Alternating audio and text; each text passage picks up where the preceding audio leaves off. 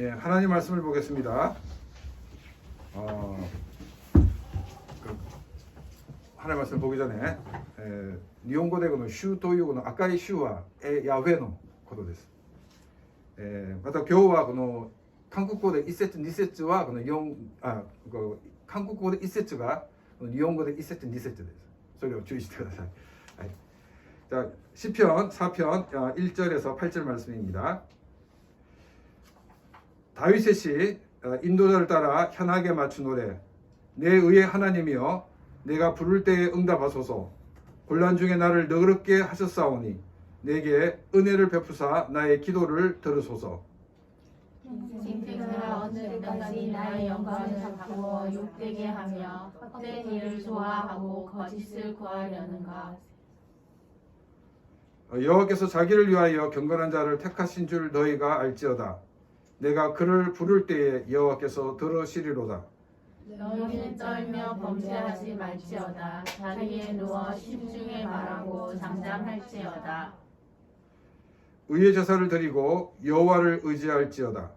여러 사람의 말이 우리에게 선을 보일 자 누구뇨 하요니 여호와여 주의 얼굴을 들어 우리에게 비추소서. 주께서 내 마음에 두신 기쁨은 그들의 곡식과 새 포도주가 풍성할 때보다 더하니이다. 내가 평안히 듣고 자기도 하리니 나를 안전히 살게 하시는 이는 오직 여호와시니라. 아멘. 우리가 살아가는데 제일 많이 당하는 어려움은 내 자신이 이 잘못한 그 결과로 오는 그런 결과물들입니다. 이것은 엎질러진 물과 같기 때문에 다시 되돌리기는 불가능한 일들이 대부분입니다.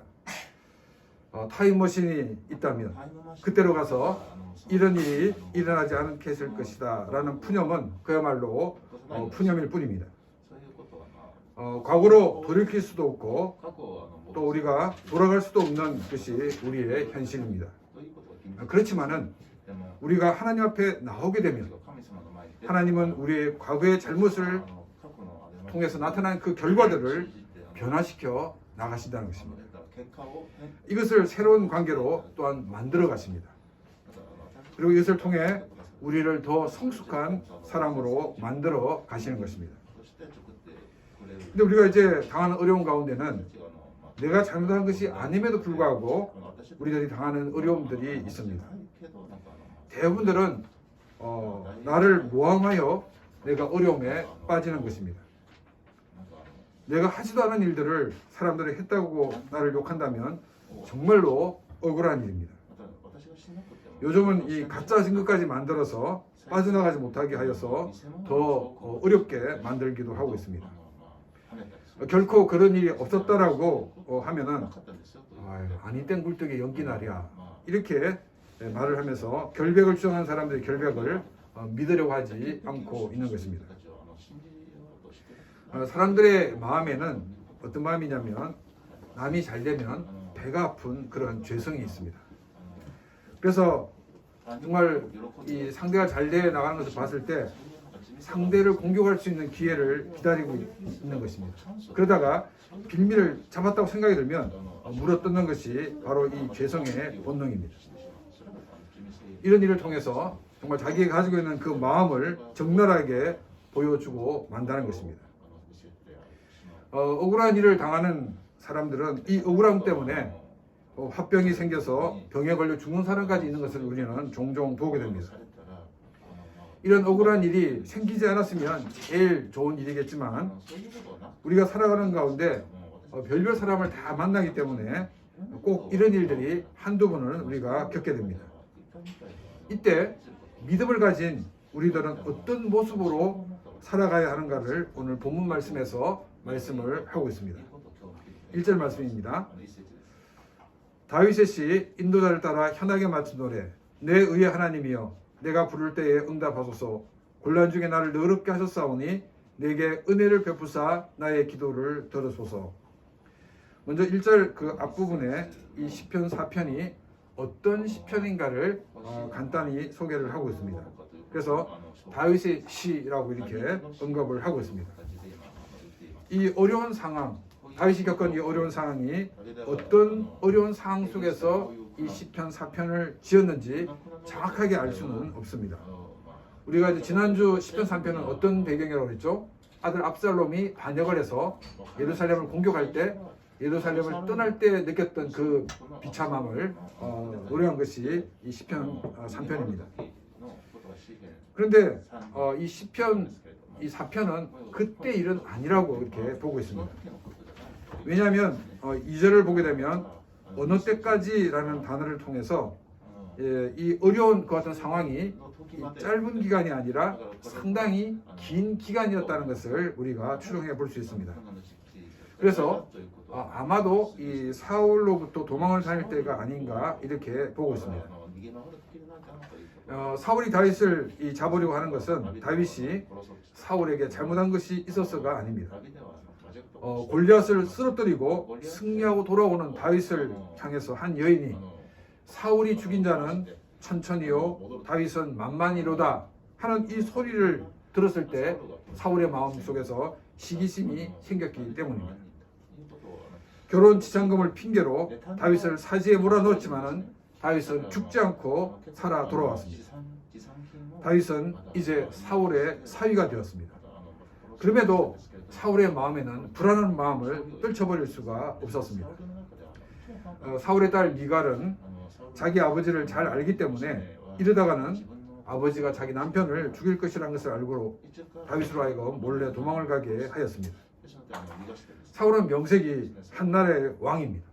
그리고 다윗은 자기의 사위입니다. 이런 것 때문에 이 다윗을 향한 시기심 때문에 죽은다 그러면 사실 왕의 체면이 쓰지 않는 것이 사실입니다. 그래서 아무 죄가 없는 다윗에게 죄를 만들어서 다윗을 잡아야 하고 또 다윗을 죽여야 되는 이 정당성을 주장을 하였던 것입니다. 그래서 2절 말씀에 인생들아 어느 때까지 나의 영광을 받고 욕되게 하며 헛된 일을 좋아하고 거짓을 구하려 하는가 라고 이야기를 하고 있습니다. 다윗을 어려운 가운데 몰아넣고 있는 사울과 또 사울과 함께하는 자들을 향해서 나의 영광을 욕되게 한다라고 말하고 있습니다. 이 말은 사울의 주장이 틀렸다는 것을 밝히고 있습니다. 그러면서 이런 행동들이 얼마나 헛된 일인가를 말하고 있습니다.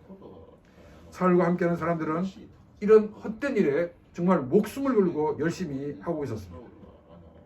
다윗은 이 모든 것이 바로 거짓말로 꾸며진 모함일 뿐이라고 밝히고 있는 것입니다. 여러분 이런 억울한 일을 당하게 되면 나도 모르게 대부분은 하나님을 향하여 원망을 늘어놓게 됩니다. 아니면 나를 괴롭히는 사람을 향해서 정말 막 욕을 막 바가지라도 이렇게 퍼보려고 하게 될 것입니다. 그런데 다윗은 하나님을 향하여 원망도 하지 않고 또 자기를 괴롭히는 사람들을 향하여 욕을 퍼붓지도 않았습니다. 다윗은 이렇게 얘기하고 있습니다. 내 의의 하나님이여 내가 부를 때에 응답하소서. 다윗은 먼저 하나님께 기도하였습니다. 이 문제를 타결하기 위해 이 사람 저 사람을 만나지 않았습니다. 물론 사람들을 만나는 것 자체가 잘못된 것이 아닙니다. 신앙이 성숙한 사람을 만나 조언을 듣고 또 좋은 결정을 하는 것은 너무나도 중요한 일입니다. 그런데 사람들이 이 신앙이 성숙한 사람을 만나는 것이 조언을 듣고 좋은 이 결정을 하기 위해서가 아니라 자신의 생각이 맞다는 것을 이렇게 확인하기 위해서 만나는 경우가 굉장히 많이 있습니다. 그래서 자신의 생각과 다르면 또 다른 사람을 만나고 또 다르면 또 다른 사람을 만나서 자기하고 같은 생각이 있는 사람이 있을 때까지 만나려고 하는 이것이 바로 잘못된 생각이라는 것입니다. 이런 만남은 아무런 도움이 되지 않는 만남인 것입니다. 우리가 신앙이 성숙한 사람을 만날 때는 그분의 그 조언을 자기의 마음속에 새겨야 합니다. 또 자신의 생각과 맞지 않더라도 그것을 받아들일 마음을 가지고 만나야 한다는 것입니다. 만약 그렇지 않다면 사람을 만나는 것은 자신의 변명거리를 찾는 것에 불과하다는 것입니다. 우리는 신앙이 성숙한 사람을 만나서 조언을 듣고 또 우리가 그것을 따르는 것도 중요하지만 그보다도 한 단계 위에 삶이 있습니다. 그것이 뭐냐면 내가 직접 하나님 앞에 나오고 하나님께 기도하는 것입니다. 우리가 이제 아기가 태어나면 아기 스스로 혼자 설 수 없습니다. 그래서 처음에는 이 부모님들이 아이를 이렇게 세워서 서는데 도와줍니다. 그렇지만 평생 그렇게 세워주는 것이 아니라 어느 때가 되면 아이는 스스로 서게 되는 거죠. 이것처럼 우리가 처음 신앙생활 할 때는 주변 사람들의 조언을 받고 그 조언을 통해서 우리가 하나님의 사람으로 바로 서는 그와 같은 계기를 삼지만은 이제 어느 정도 신앙이 성숙되면 스스로 서야 되고 스스로 하나님 앞에 나와야 하는 것입니다. 이것이 우리가 성숙한 크리스찬이 되는 방법입니다. 또 다윗은 기도의 대상인 하나님을 향하여 내 의의 하나님이여 라고 고백하고 있습니다. 내 의의 하나님이라는 것은 나를 의롭게 하신 하나님이라는 말입니다. 다윗은 아무 잘못한 것 없이 억울한 일을 당한다고 자신의 정당성을 소명하기 위해서 나는 이렇게 정직한 사람입니다. 나는 결코 협상꾼들이 말하는 것처럼 문제가 있는 사람들이 아닙니다. 라고 그렇게 얘기하지 않았다는 것입니다. 하나님께서 나를 의로운 사람으로 만들지 않으셨습니까? 라고 내가 죄를 짓지 않고 의롭게 될 수 있었던 것은 바로 하나님이 내 인생의 주권자이시기 때문이라고 모든 공을 하나님께 돌리고 있습니다. 하나님이 나의 생각과 행동을 바꾸게 하신 주체자이시라는 것입니다. 우리가 이제 자주 또 쓰는 말 중에 어떤 말이냐면, 야, 저 사람 죽을 때가 됐나 봐. 왜 저렇게 하지? 이렇게 말을 합니다. 여러분, 이 말의 뜻이 무엇입니까? 사람은 정말 바뀌기 힘든데 저 사람이 어떻게 바뀌어서 저렇게 행동하지? 라는 뜻입니다. 사람의 생각과 행동은 좀처럼 바뀌지 않습니다. 바뀌면 죽을 징조라 생각할 정도로 사람들은 좀처럼 바뀌지 않습니다. 그런데 우리가 하나님의 손에 있게 되면 우리가 변하기 시작합니다. 부모님이 나를 변화시키지 못했는데, 나의 아내가, 나의 남편이 나를 변화시키지 못했는데, 그러나 하나님의 손에 있을 때 변하기 시작합니다. 그리고 이제까지는 이 죄가 너무나 좋았습니다. 또 그 죄를 즐겼습니다. 그런데 내가 하나님 손에 붙잡히게 되면 죄가 싫어지고 심지어 그 죄가 역겹게 느껴진다는 것입니다. 하나님께서 내 속에서 역사하셔서 나를 새롭게 만들기 때문에 나타나는 현상입니다. 이런 놀라운 하나님의 귀한 역사가 우리 모두의 삶에 있기를 바랍니다. 하나님의 손에 새롭게 빚어진 존재가 되기 위해서는 내 자신을 철저히 내려놓아야 합니다. 하나님께 내 자신을 온전히 맡기는 삶이 되어야 하나님께서 하나님이 원하시는 모양으로 새롭게 빚으시는 새로운 존재가 되는 것입니다. 하나님께서 날마다 우리를 새롭게 하셔서 매일매일 새로워지는 그런 귀한 복된 삶이 되시기를 바랍니다. 또 다윗은 기도를 하면서 곤란 중에 나를 너럽게 하셨사오니라고 말하고 있습니다. 이 대목은 과거에 내가 어려움을 만났을 때 하나님께서 그 어려움에서 나를 구해 주셨다는 것입니다. 과거에 하나님이 나를 행하신 일을 기억하는 것은 너무나 중요합니다. 내가 이제까지 만났던 모든 어려움을 이길 수 있었던 것은 하나님이 주셨던 승리였다는 것을 말하고 있는 것입니다. 우리가 시편을 보게 되면 이 시편 기자는 이 모세 오경에 기록된 하나님이 행하신 일들을 들고 와서 하나님 과거에 이렇게 하시지 않았습니까? 라고 반증하고 있는 것을 우리는 보게 됩니다. 하나님께서 나에게 역사하셨던 일을 기억하면서 믿음으로 하나님께 기도하는 그런 삶이 되시기를 바랍니다. 하나님께서 신약과 구약에서 역사하셨던 일을 기억하면서 믿음으로 하나님께 기도하는 삶이 되시기를 바랍니다. 이것은 내 삶에서 역사하시는 하나님은 과거에 놀라운 역사를 행하셨던 하나님과 동일한 하나님이심을 고백하는 것입니다. 하나님이 나에게 승리를 주셨던 것처럼 내게 은혜를 베푸사 나의 기도가 응답되게 해달라고 기도하고 있습니다. 우리가 이제 그 티켓을 자판기에서 구입할 때 일정한 돈을 넣으면 티켓이 나옵니다. 이것처럼 우리가 기도를 하면 무조건 나오는 그런 기도가 아닙니다. 그것은 주문이라고 얘기합니다. 우리가 이제 해리포터에 보면 막 주문을 외우면 탁 되는 것처럼 그것은 기도가 아니라 주문입니다. 기도는 뭐냐면 우리의 기도를 들으시는 분에게 우리가 하나 말씀을 드리고 있는 것이라고 했습니다. 그리고 나의 기도를 들으시는 분이 나의 기도를 판단하시고 응답해 주시는 것입니다. 만약 하나님께서 나의 기도를 들으시고 이 기도는 너무 좀 맞지 않아 라고 응답해 주지 않는다 그러면 그것이 바로 하나님의 뜻이라는 것입니다. 그래서 내가 기도 응답받는 것은 내가 행했던 어떤 행위나 나의 노력이나 나의 수고의 결과가 아니라 하나님의 은혜가 임할 때 그 기도가 응답되는 것이라고 고백을 하고 있습니다. 기도는 나의 자격 때문에 받는 것이 아닙니다. 하나님의 은혜로 그 기도가 응답된다는 사실을 기억하시기를 바랍니다. 나는 아무런 받을 자격이 없지만 우리를 긍휼히 여기시는 하나님의 은혜로 우리의 기도가 응답된다는 사실을 기억하면서 날마다 하나님께 은혜를 구하고 그 은혜 가운데 승리하는 그런 귀한 삶이 되기를 바랍니다. 우리는 이 1절 말씀을 통해서 어떤 기도가 바른 기도인가를 살펴보았습니다. 기도는 자신의 의를 근거하여 하나님께 나가는 것이 아니라 나를 새롭게 하시는 하나님이 나의 주권자이심을 고백하면서 시작되는 것입니다. 또한 내가 기도하는 하나님은 나의 과거에서 또한 성경에서 역사하셨던 그 하나님과 동일한 하나님이심을 고백하는 데 있습니다. 그리고 나의 의지나 나의 행위가 아니라 하나님의 은혜가 임해야 됨을 우리는 기억하면서 순간순간 임하시는 하나님의 은혜로 기도의 응답 역사를 경험하는 그런 귀한 삶이 되시기를 바랍니다. 3절 말씀입니다. 여호와께서 자기를 위하여 경건한 자를 택하신 줄 너희가 알지어다. 내가 그를 부를 때에 여호와께서 들으시리로다. 이 3절은 기도하는 자가 어떤 삶을 살아야 되는 것을 우리에게 말하고 있습니다. 하나님께 기도한다는 것은 하나님이 어떤 분인가를 알기 때문에 하나님께 기도하게 됩니다.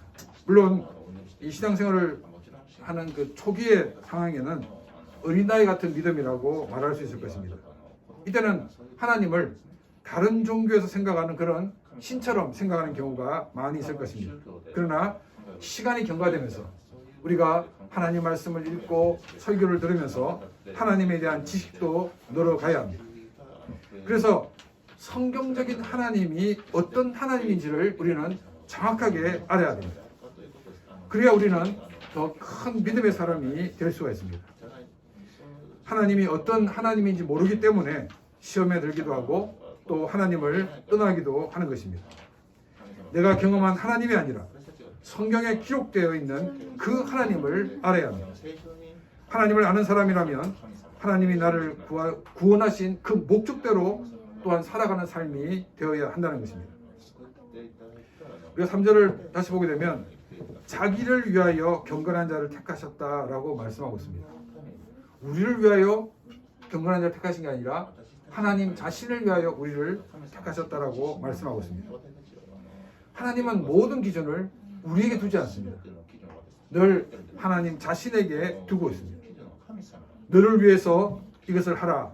이렇게 하면은 사람마다 각자 기준이 다 다르기 때문에 다 엉뚱한 것을 구하는 경우가 많이 있습니다. 그래서 하나님은 그 모든 기준이 한 사람 한 사람이 아니라 나를 기준으로 이것이 가장 큰 복이고 이것이 우리 인생에서 정말 풍성함을 누릴 수 있는 길이라고 제시하고 계신 것입니다. 또 여기 보니까 자기를 위하여 경건한 자를 택하신다라고 말하고 있습니다. 자, 그럼 여러분 경건한 이 사람은 어떤 사람이 경건한 사람입니까? 그러면 목사는 경건한 사람입니까? 아닙니까? 그럼 이제 김용민 목사는 경건한 사람입니까? 아닙니까? 저는 이제 전도사 때는 김용민 전도사는 조금 경건하지 않은 사람으로 이렇게 오해를 많이 받았습니다. 왜냐하면 많은 사람들이 경건이라는 그 자체에 대해서 오해를 하고 있기 때문입니다. 일반적으로 우리 경건하다라고 얘기하면 아주 신앙을 가지고 있고 착한 사람이다라는 것 같은 기본적인 생각이 있습니다. 또 어떤 사람은 굉장히 이렇게 종교적인 냄새를 많이 풍긴 사람, 말끝마다 주여, 말끝마다 아멘, 뭐 이런 사람이 굉장히 경건한 사람이다라고 생각을 합니다. 그런데 이 경건이라는 이 히브리어가 하시드라는 단어입니다. 하시드. 그런데 이 하시드는 이 하나님의 신실한 사랑이라는 말이 있는데 그것은 헤세드입니다. 하시드는 경건한이고 헤세드는 하나님의 신실한 사랑. 이 헤세드인 하나님의 신실한 사랑을 체험하고 그 사랑을 사람들에게 나누는 사랑, 이것이 바로 경건한 사람이라는 것입니다. 우리가 하나님의 사랑을 가지고 그 사랑을 실천하는 사람이 바로 경건한 사람이라는 것입니다. 교회에서는 혼자 제일 거룩한 것 같은데 직장에 가보면 저 사람 악당이야, 이런 사람은 결코 경건한 사람이 아닌 것입니다. 교회에서는 아주 훌륭한 신앙인 같은데 밖에서는 다른 사람을 등쳐먹고 있는 사람이라면 그 사람은 경건한 사람이 아닌 것입니다. 세상에 믿지 않는 사람들과 같이 조금이라도 손해를 보지 않으려는 사람은 결코 경건한 사람이 아닌 것입니다. 경건이라는 것은 교회에서만이 아니라 세상에 나가서 하나님의 사랑을 실천하는 것입니다. 이러한 사랑의 실천이 없으면 경건한 사람이 아닌 것입니다. 헤세드의 하나님의 신실한 사랑으로 우리가 이 세상을 살아가는 것, 그것이 바로 참된 크리스찬의 삶인 것을 우리는 알 수가 있습니다. 이런 삶을 살아갈 때 우리는 더욱더 능력 있는 삶을 살 수가 있습니다. 왜냐하면 하나님께서는 경건한 자의 기도를 들어주시기 때문입니다. 우리는 종종 하나님은 내 기도를 안 들어주신 것 같아요 라고 불평을 하는 사람들을 종종 만나게 됩니다. 그런데 불평을 하기 전에 나는 과연 경건한 자로 살고 있는지, 헤세드인 이 하나님의 신실한 사랑을 가지고 이 세상을 섬기고 있는 자인지를 돌아봐야 합니다. 또한 이 경건은 하나님의 말씀을 묵상하거나 설교를 듣다가 깨달은 그 말씀에 순종할 때 더 성장하게 되는 것을 알게 됩니다. 저는 그 대학 1학년 때 설교를 듣는 가운데 사람들에게 복음을 전해야 한다 하는 것 같은 메시지를 받게 되었습니다. 그런데 학교도 가야 되고 또 이렇게 바쁘다 보니까 차일피일 미루게 되었습니다. 이제 어떤 문제가 생겨서 이제 밤에 교회 가서 기도를 하게 되었습니다. 기도를 열심히 기도하고 있는데 마음속에서 어떤 그 마음이 드냐면, 야 용민아, 내가 너에게 부탁한 것은 이렇게 하지도 않으면서 너는 나에게 요구만 하느냐, 이런 그 마음이 탁 드는 거예요. 그래서 제가 네, 알겠습니다 하고 기도를 마치고 이제 집으로 돌아갔습니다. 그리고 그 다음 날 제가 그때 대학 1학년에 돈도 없는데 막 있는 돈 다 꺼내가지고 전도지를 사서 제가 살고 있는 지역에 전도지를 돌렸습니다. 또 그 전도지를 돌리다 만난 사람들에게는 또 복음을 전하였습니다. 제가 이렇게 막 열심히 전도하는 걸 보고 제사하고 있는 제 친구가 함께 또 이렇게 전도지를 돌렸습니다. 그 친구는 지금 이제 선생님, 장모님인데 함께 정말 어릴 때 열심히 전도를 한 적도 있습니다. 왜 이 말씀을 드리냐면, 경건이라는 것은 머리로 하는 것이 아닙니다. 경건은 삶을 실천하는 것입니다. 우리가 말씀을 들었을 때, 그 말씀이 나에게 요청을 할 때, 우리는 아멘하고 그 말씀에 순종하게 될 때 우리는 더 경건한 사람이 될 수가 있다는 것입니다. 또 이제 어떤 생각이 드냐면, 야, 내가 경건한 사람이 되면 손해를 보지 않을까, 이런 염려를 많이 하게 됩니다. 그런데 실제로 우리가 계산해 보면 헤세드의 그 사랑을 가지고 우리가 다른 사람을 섬기면 정말 잘해야 본전입니다. 왜냐하면 사람들은 나를 만만하게 보고 막 쓸데없는 것까지 요구하는 경우가 많이 있습니다. 너 크리스찬이잖아. 그래서 어떻게 보면 부당한 것도 요구하는 경우가 굉장히 많이 있습니다. 그러나 결코 손해가 아니라는 것입니다. 왜냐하면 우리가 경건하게 살 때, 그 하나님의 햇세의 사랑을 가지고 살아갈 때 하나님께서는 그 경건한 자의 기도를 들어 응답해 주시기 때문입니다. 4절 말씀을 보겠습니다. 너희는 떨며 범죄하지 말지어다. 자리에 누워 심중에 말하고 잠잠할지어다. 이제 이 너희가 누구냐 하는 것 같은 것이 문제입니다. 어떤 사람들은 다윗을 향해서 어려움에 빠지게 한 사람을 얘기하고 있다라고 보는 경우가 있습니다. 그런데 우리가 이제 이 너희라는 이 단어를 자세히 보게 되면 다윗을 괴롭힌 쪽의 사람이 아니라는 것을 알 수가 있습니다. 4절에서는 이 주어가 너희지만은 6절에서는 우리라고 얘기를 하고 있습니다. 그러니까 만약에 적이라고 그러면 너희가 계속 너희라고 돼야 되는데 우리가 됐다는 것은 다윗과 반대되는 그런 진영이 아니라 다윗과 같은 진영의 사람임을 우리가 알 수가 있습니다. 지금 이 너희는 지금 다윗의 이야기를 듣고 있는 사람이거나 혹은 다윗과 같이 정말 모함으로 위기에 빠진 사람 혹은 함께 예배를 드리고 함께 기도를 드리는 사람으로 보는 것이 더 타당합니다. 사람들의 모함으로 어려움을 당할 때 떨며 죄를 짓지 말라고 말씀하고 있습니다. 이 떨다라는 이 단어는 히브리어로 리그주인데 이 리그주는 화를 낸다는 뜻입니다. 여러분 뜰 때는 여러 가지 현상 때문에 뜹니다. 한 가지는 무서워서 떨고 또 한 가지는 추워서 떨고 또 한 가지는 화가 날 때도 몸이 부르르 떨립니다. 그래서 여기서 뜬다는 것은 이 화가 나서 뜨는 모습을 이야기하고 있습니다. 모함을 받을 때 화가 나서 자신을 통제하지 못하고 이 화를 내버리는 죄를 짓지 말라고 성경은 말하고 있습니다. 저도 한 번씩 화를 내지만 화를 내고 나면 이제까지 쌓았던 모든 것을 다 쏟아버리는 것 같은 느낌을 받게 됩니다. 내가 조금만 더 참을 걸. 후회가 쏟아지고 부끄러워서 얼굴을 뜰 곳을 찾지 못하는 경우가 많이 있게 됩니다. 우리가 세상을 살면서 아무 일도 겪지 않는 것이 가장 좋은 일이겠지만은 그런데 우리는 이런 일들을 종종 경험하게 됩니다. 이때 우리가 화난다고 화를 내서는 안 된다는 것입니다. 또 우리는 화를 내지 마세요. 참으세요. 이러면은 속으로 어떤 생각을 하냐면 아이고 네가 그런 일을 안 당해서 그랬지. 너도 그 일 당해보자. 봐. 어떻게 하나 보자. 이렇게 하는 경우가 많이 있습니다. 그런데 우리에게 이렇게 권면하고 있는 사람은 정말 여러 가지 어려움을 겪고 그 어려움을 믿음으로 이긴 다윗이 우리에게 권면을 하고 있다는 것입니다. 우리는 억울한 일을 당했다고 분노하여 죄를 짓는 일이 없도록 우리 자신을 통제하는 그런 귀한 삶이 되기를 바랍니다. 또 자리에 누워 심중에 말하고 잠잠할지어다 라고 말하고 있습니다.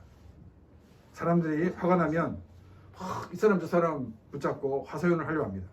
사실 그래야 속도 좀 풀립니다. 그런데 다윗은 자리에 누워 심중에 말하고 잠잠하라 라고 말하고 있습니다. 이 말은 배후에 어떤 세력이 있을까? 왜 이런 일이 났을까? 이렇게 곱씹어라는 말이 아니라는 것입니다. 여러분 자리에 누우면 어떻게 됩니까? 아무것도 할 수 없게 됩니다. 이 자리에 누우라는 것은 아무것도 하지 말라는 것입니다. 화가 난다고 자기가 마음대로 움직이지 말라는 것입니다. 모든 일을 놓고 가만히 있으라는 것입니다. 내 속에서 정말 이 분이 풀 때까지 기다리라는 것입니다.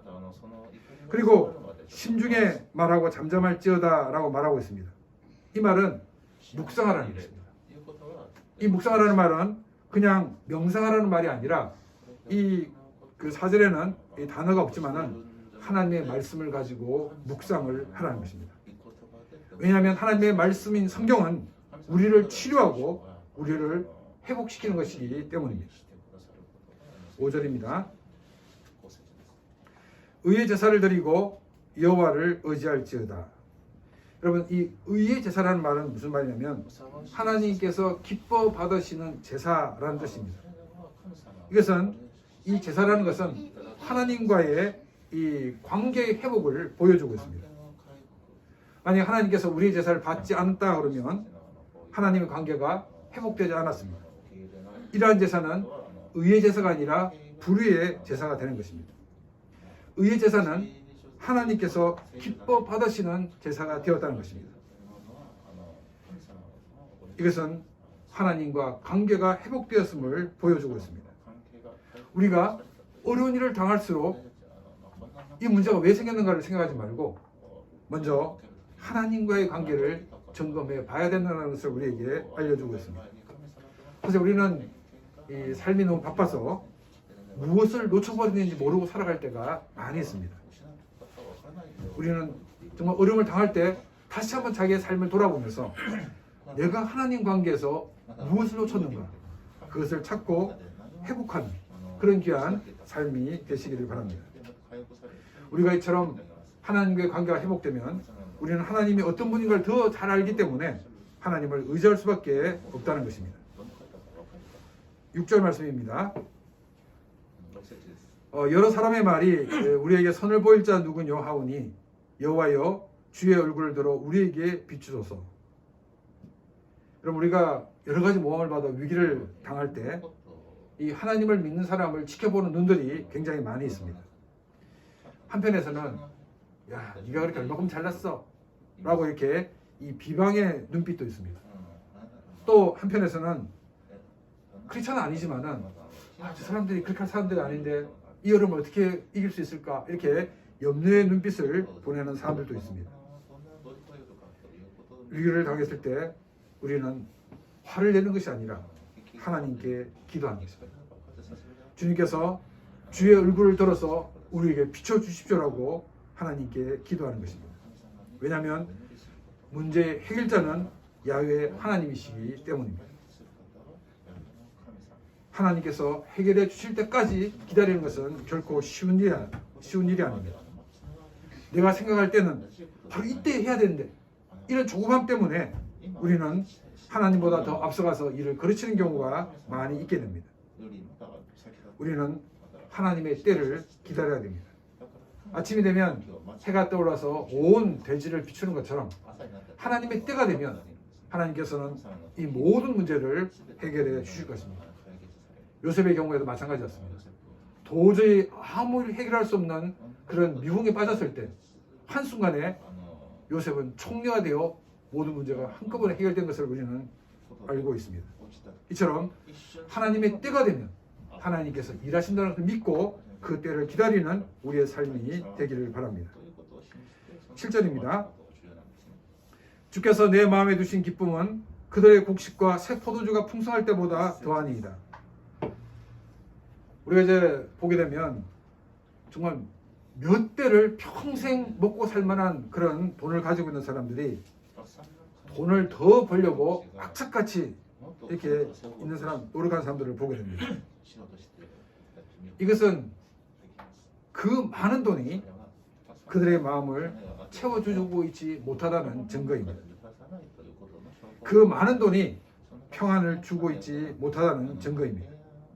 그 많은 돈이 참된 기쁨을 주고 있지 못하다는 증거입니다. 그러나 하나님을 의지하는 사람에게는 하나님이 주신 기쁨이 있습니다. 이 기쁨은 세상에서 누리는 기쁨과 전혀 차원이 다른 기쁨이라고 성경은 우리에게 말하고 있습니다. 사람들은 정말 이렇게 물질이 딱 들어올 때 기쁨이 막 넘칩니다. 그러나 이런 기쁨은 일시적인 기쁨입니다. 하나님 주신 기쁨은 우리가 물질을 받았을 때 누렸던 그 기쁨과는 비교할 수 없는 기쁨이라고 성경은 말하고 있습니다.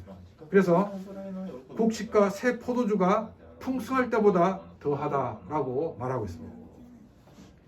이러한 기쁨을 누리지 못하기에 사람들은 일시적이거나 또 물질적인 것 같은 기쁨을 누리려고 합니다. 그래서 물질의 종이 되어 버리고 맙니다.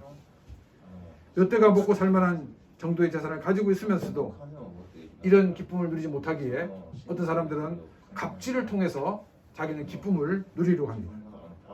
또 어떤 사람들은 마약을 통해서 기쁨을 누리려고 합니다. 그러나 이 모든 것은 자신의 정신을 망가치고 또한 자신의 몸을 망가쳐버리고 만다는 것입니다. 이 세상에 그 어떤 것도 줄 수 없는 오직 하나님만이 줄 수 있는 그 기쁨을 받아서 이 땅을 살아가는 우리의 삶이 되기를 바랍니다. 8절 말씀입니다.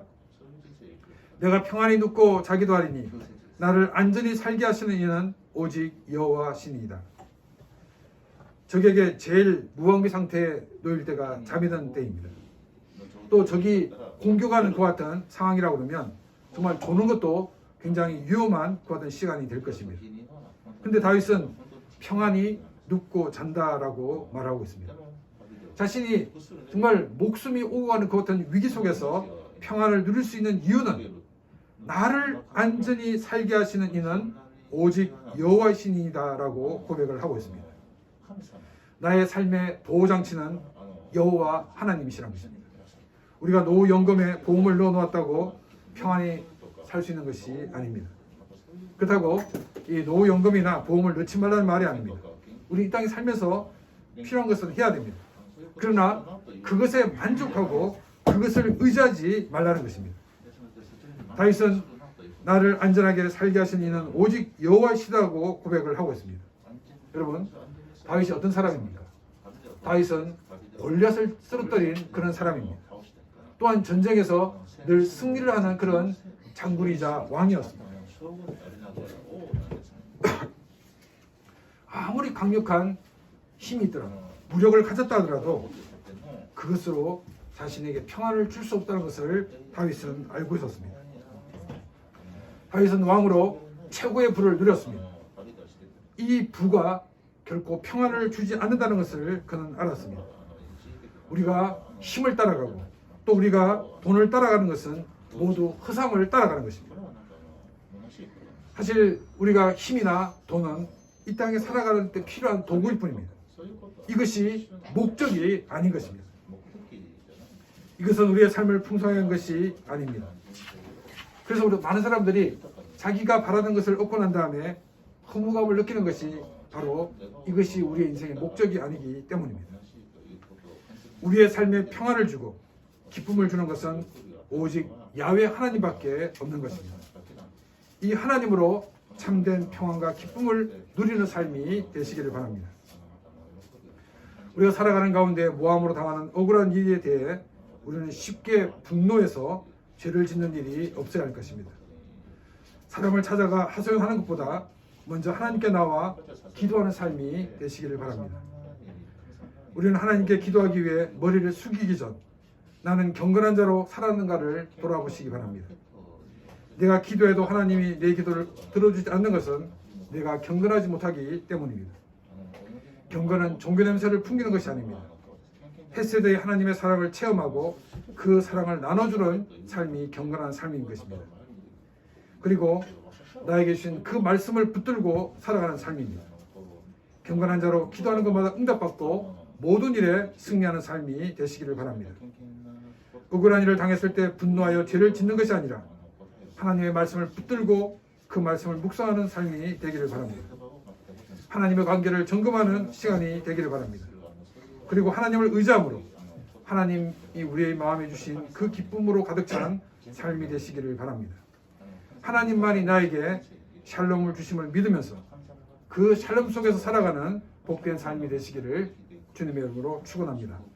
이 시간 하나님 말씀을 생각하며 같이 기도드리겠습니다.